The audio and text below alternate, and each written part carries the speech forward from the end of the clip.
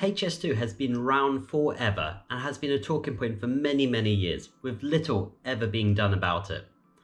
But with 2021 round the corner, what's the latest on High Speed 2?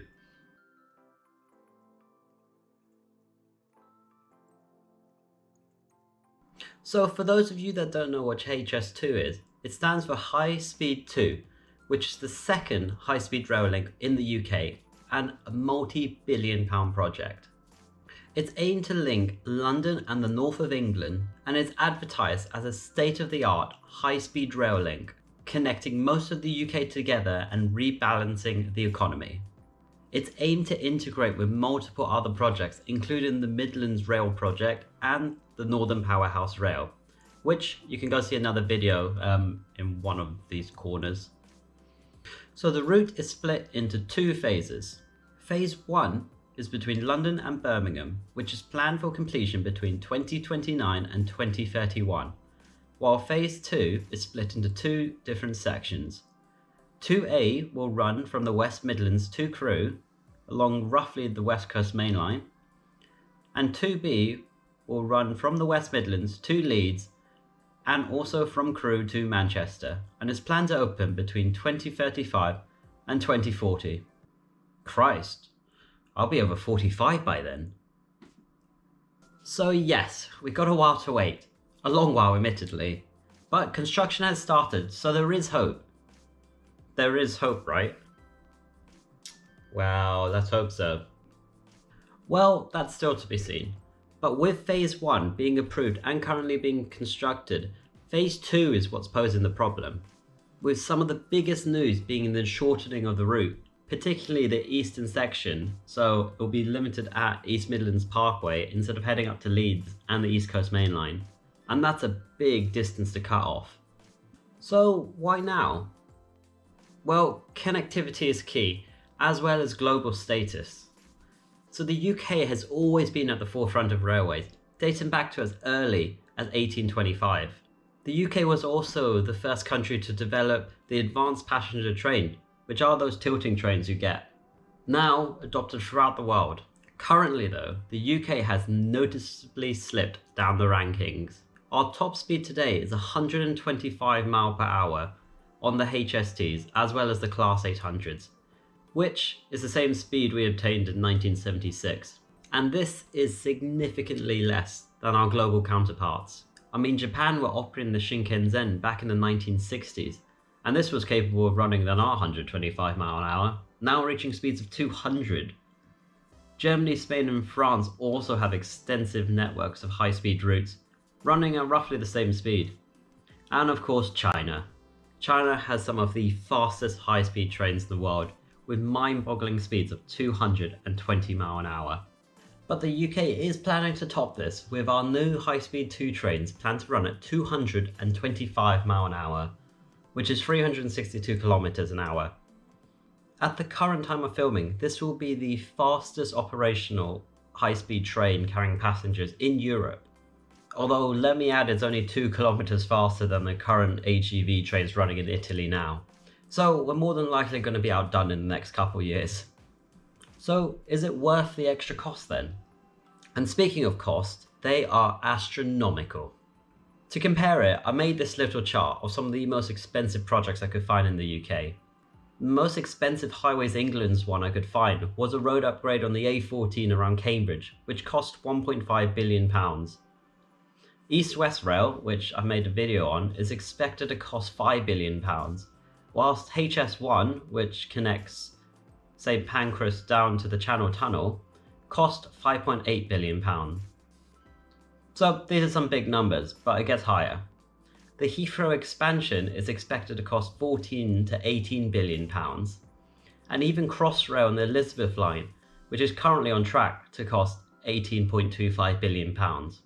Let's hope anyway.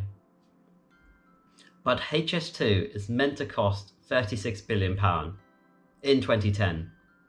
Okay, not too bad. But it went up to £56.6 billion in 2015 when you add in the rolling stock. And a review last year saw the cost rise to £88.7 billion. and this can easily pass £100 billion the way it's going, which is why a review into HS2 Phase 2 has been taken. Anyway, let's dig into the phases in a bit more detail. So Phase 1, which is approved and currently being constructed as we speak, is to link London Euston, where the current West Coast Main Line starts, to Birmingham Curzon Street, a newly custom-built station in Birmingham. The first intermediate station that has been cleared for development is Old Oak Common, a brand new interchange station connecting with the Lizzie Line and the Overground. It also has potentials to connect to Wilson Junction, which could be a pretty big project.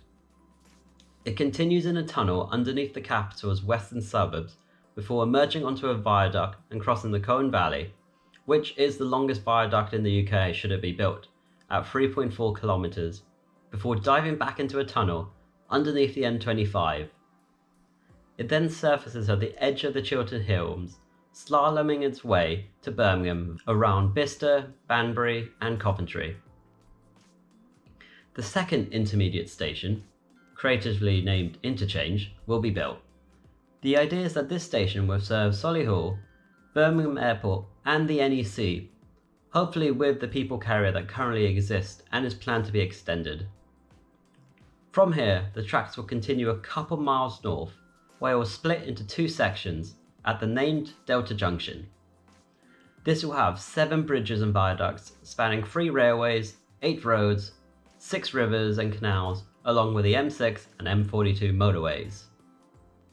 The left branch will head to Birmingham city centre at the newly called Curzon Street Station, whilst the right branch will head further north and connect to the existing West Coast Main Line north of Lichfield, whilst a spur is left for Phase 2A to continue. Some of the facts about Phase 1 are listed here. It will be a new 140-mile route on dedicated new tracks, with 4 new stations and 2 depots being built. A total of 52 miles of tunnel will be needed, some of which are 10 miles long at a depth of 90 metres under the Chiltern Hills, whilst the second longest tunnel will be underneath London. And over 50 viaducts with a length of 9 miles will be needed. So Phase 1 is expected to be complete between 2029 and 2031, with the most recent news being that the pit for the TBMs to go underneath has been constructed, or dug out shall I say. Without High Speed 2, the trains currently take about 1 hour 22 was the fastest Virgin service I could find. However, with HS2, this will shave off a total of 37 minutes, making the journey time from London to Birmingham just 45 minutes. Now, one of the biggest controversies of Phase 1 is, why here? Why this section between London and Birmingham, where we already have several companies that go and do the route? And in all, if you look at the current situation as it is now, I agree with you. But we're being told it's all about capacity.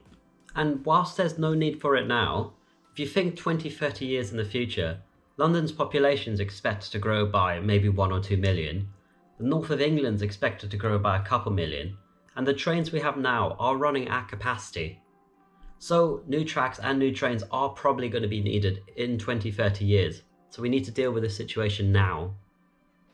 Having a look at the number of seats it could have, at this moment in time, London Euston during the peak hour times gets approximately 6,300 seats, whilst having HS2 trains as well running will have a total of 11,300 peak hour seats.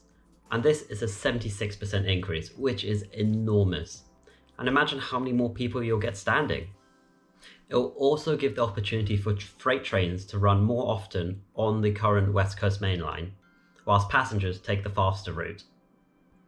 And if we step back a minute and take a look at the wider picture, what's Phase 2 planning? Phase 2 is personally where I feel the wider picture is and what's needed as a priority. So Phase 2 is split into 2 separate sections, 2A and 2B.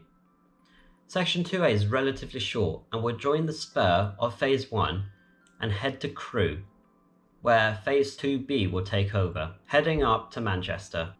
There is also a second part to Phase 2B, which will be a spur heading in a northeast direction from Birmingham, connecting to nearby towns of Nottingham and Derby at its East Midlands hub, and then on to Leeds. A spur will also be built onto the East Coast Main Line to allow trains to head further north to York and Edinburgh. Now the news on Phase 2 is a bit worrying.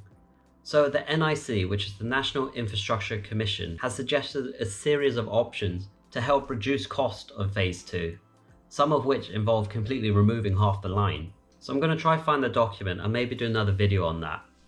But in the meantime, here are some facts about Phase 2. There'll be over 70 cuttings that will be needed to be excavated at a total length of 44 miles, the longest of which is 2.5 miles long and 10 meters deep. Over 110 embankments will be needed, coming in at a total of 38 miles in length, the longest of which is at 1.8. Well, the awarding of the contract for the rolling stock has been delayed. It was expected to be the end of December, but considering it's nearly New Year's now, I doubt that's going to happen. So there are 5 companies which have submitted their rolling stock design to the government, and here they are. First off, we have Aslom, which is a pretty classic stylish design personally speaking. Aslom have worked in the UK before, and have produced the Pendolino trains running on Avanti West Coast now. Bombardier and Hitachi have joined up and also decided to submit a proposal. They have both made trains before in the UK, some of which you might know as the Elizabeth line. CAF have also submitted a design, and they currently have produced many trains for TransPennine, as well as the Edinburgh and Birmingham trams. Siemens has also submitted a design, which is pretty nice. Siemens have worked in the UK, and they make the Eurostar E320 fleet, as well as the many 707s you get on South West Railway and Thameslink. The final submission is by Talgo. I don't actually know if they have any trains in the UK, but they have proven to reach the 225 mph speeds required. And this is where a sizable chunk of the monies go into. On trains, or rolling stock as it's called in the sector. And as hitting these speeds are relatively new, a premium does need to be paid for them. Anyway, this is a debated topic and I'd love to hear your thoughts about it. I can imagine some very intense conversations down in the comments below. In the meantime, have a great 2020 new year. I can't wait to write this year off. I don't know about you, but I will see you more than likely in the new year. If you like this, give us a like, subscribe, check out some of the other videos on the channel, and I'll see you next time.